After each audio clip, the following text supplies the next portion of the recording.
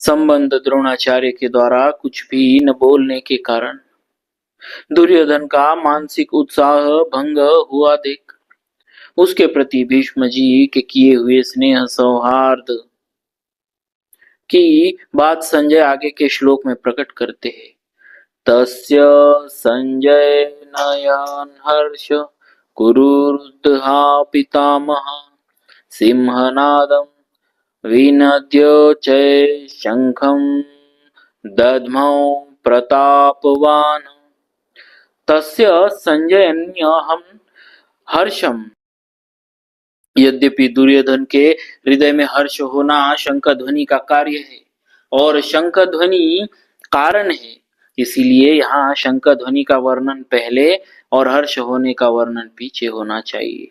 अर्थात यहाँ शंख बजाते हुए दुर्योधन को हर्षित किया ऐसा कहा जाना चाहिए, परंतु ऐसा न कहकर यही कहा है कि दुर्योधन को हर्षित करते हुए भीष्म जी ने शंख बजाया।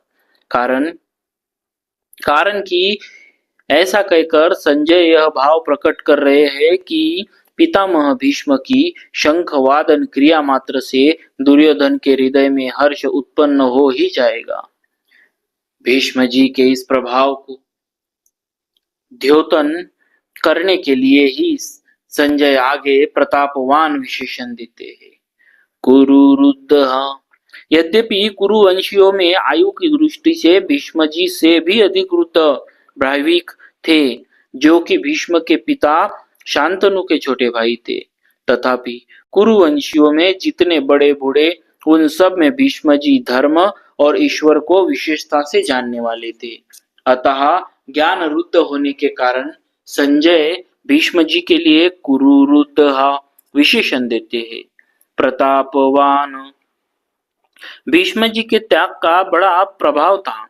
वे कनक कामिनी के त्यागी थे, अर्थात उन्होंने राज्य भी स्वीकार नहीं किया और विवाह भी नहीं किया।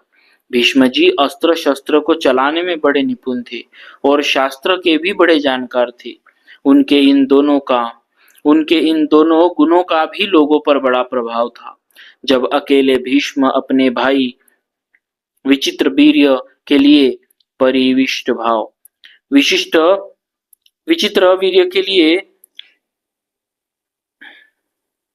काशीराज की कन्याओं को स्वयंवर से हर कर ला रहे थे, तब वहां स्वयंवर के लिए इकट्ठे हुए सब क्षत्रिय उन पर टूट पड़े, परंतु अकेले भीष्म जी ने उन सबको हरा दिया। जिनसे भीष्म अस्त्र शस्त्र की विद्या पढ़े थे, उन गुरु परशुराम जी के सामने भी उन्होंने अपनी हार स्वीकार नहीं की। इस प्रकार शस्त्र के विषय में उनका क्षत्रियों पर बड़ा प्रभाव पड़ा।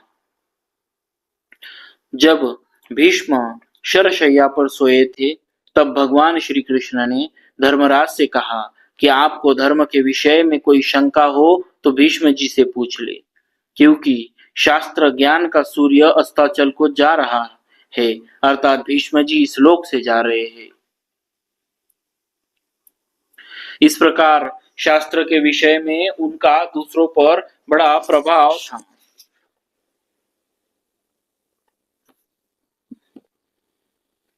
जब पितामह इस पद का आशय यह मालूम देता है कि दुर्योधन के द्वारा चालाकी से कही गई बातों का द्रोणाचार्य ने कोई उत्तर नहीं दिया। उन्होंने यही समझा कि दुर्योधन चालाकी से मेरे को ठगना चाहता है, इसीलिए वे चुप ही रहे। परंतु पितामह दादा होने के नाते भीष्म जी को दुर्योधन की चालाकी में उसका बचपना दिखता है। अतः पितामह भीष्म द्रोणाचार्य के समान चुप न रहकर वात्सल्य भाव के कारण दुर्योधन को हर्षित करते हुए शंख बजाते हैं। सिंहनादम विनद्योच्चै शंखम दद्मौ। जैसे सिंह के गर्जना करने पर हाथी आदि बड़े बड़े पशु भी भयभीत हो जाते हैं, ऐसे ही गर्जना करने मात्र से सभी भयभीत हो जाए और दुर्योधन प्रसन्न हो जाए। इसी भाव से भीष्म जी ने सिंह के समान गरज कर जोर से शंख बजाया। दुर्योधन के साथ द्रोणाचार्य का विद्या का संबंध था और भीष्म जी का जन्म का अर्थात कौटुंबिक संबंध था। जहाँ विद्या का संबंध होता है वहाँ पक्षपात नहीं होता, पर जहाँ कौटुंबिक संबंध होता है वहाँ स्नेहवश पक्षपात हो जाता है। अतः दुर्योधन के द्वारा चालाकी से कहे गए वचन सुनकर द्रोणाचार्य चुप रहे। इससे द्रोणाचार्य का मानसिक उत्साह भंग हो गया। परंतु दुर्योधन को उदास देखकर कौटुंबिक स्नेह के कारण भीष्म जी शंख बजाते हैं।